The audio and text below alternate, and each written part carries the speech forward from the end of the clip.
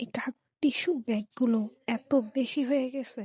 পরে ভাবলাম এগুলোকে দিয়ে কি করা যায়। পরে ইউটিউব দেখে দেখে হঠাৎ করে একটা মাথায় আসলো যে এই ব্যাগগুলো দিয়ে কাপড়গুলো দিয়ে একটা পাপোশ বানানো যায়। তো কতগুলো ইউটিউব টিউটোরিয়াল দেখে দেখে পরে মাথায় আসলো এগুলোরে কুটি কুটি করে আগে এরকম লম্বা লম্বা করে কেটে নেব। তো কেটে নিলাম এরকম। আমি মনে হয় ১০-১২টা ব্যাগ এরকম নিয়েছি।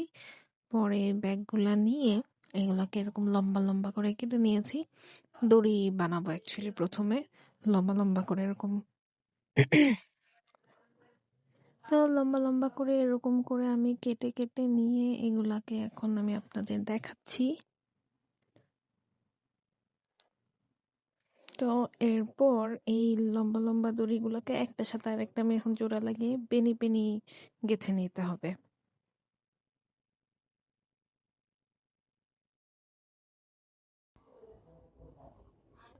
তো এখন এগুলাকে আমি ৩টা একসাথে গিট করে নিয়েছি। যেহেতু আমার হাতে এক হাতে মোবাইল ছিল আর এক হাতে আমি এটা কাজটা করতেছি, তাই এরকম আমার পাটাও ইউজ করা লাগছে।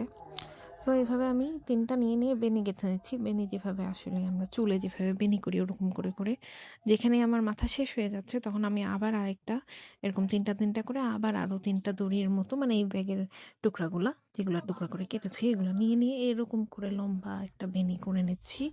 সো এই বেনিটা আমি আন্দাজ করেছি মানে ভাঁজ দিয়ে দিয়ে ঘুরিয়ে ঘুরিয়ে রাউন্ড করে করে যে আমি কত বড় পাপোশ বানাতে চাচ্ছি ওটার উপর বেস করে আমি এরকম করে বেনিটা করে নিছি, মানে লম্বাটা করে নিছি, লম্বা বেনির লম্বাটা ওইভাবে আন্দাজ করে নিছি। তো এটা আমার করতে মোটামুটি ১ সপ্তাহের মতো টাইম লেগেছে, আমি একদিনে করিনি।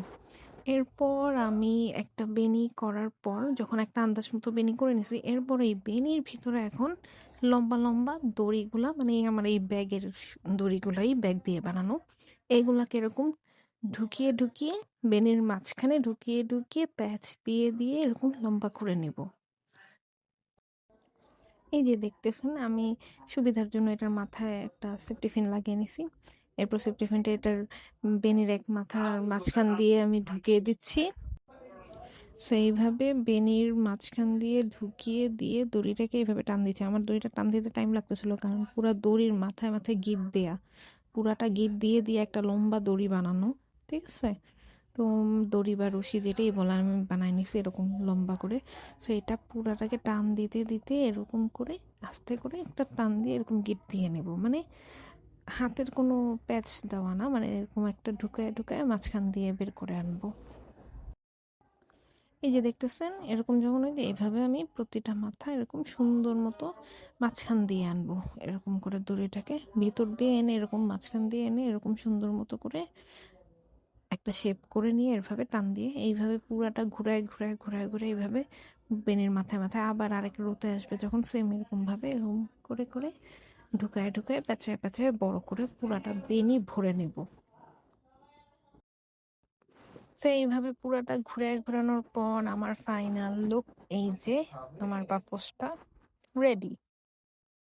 এভাবে আমি একটু একটু করে ঘুরিয়ে ঘুরিয়ে পুরাটাকে একটা পাপোশ আমার তৈরি করে নিয়েছি, যেগুলার গিট দেয়া কাপড়গুলা টুকরাগুলা যেগুলো উপরে উপরে ছিল ওগুলাকে আমি ভিতরে ঢুকে নিয়েছি। আর পিছনে একটা মানে পাপোশটাকে একটু ডিউরেবল করার জন্য আর একটু টেকসই করার জন্য পিছনে একটা সুতা মানে সুতা দিয়ে সুন্দর মতো সুই সুতা দিয়ে ভালো মতো সাইডটাও আটকে নিছি, সেলাই করে নিছি এবং মাঝখান বরাবর একটা সেলাই দিয়ে দিছি যাতে আমার পিছনের কাপড়টা সুন্দর মতো আটসাট হয়ে লেগে থাকে এবং আমার পাপোশটা একটু টেকসই হয়।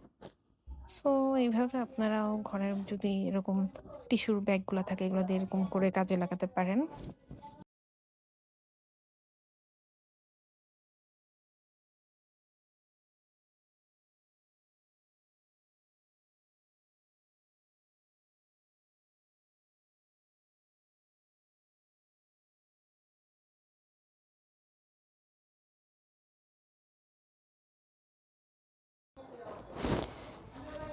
হোপফুলি আপনাদের ভিডিওটি ভালো লেগেছে।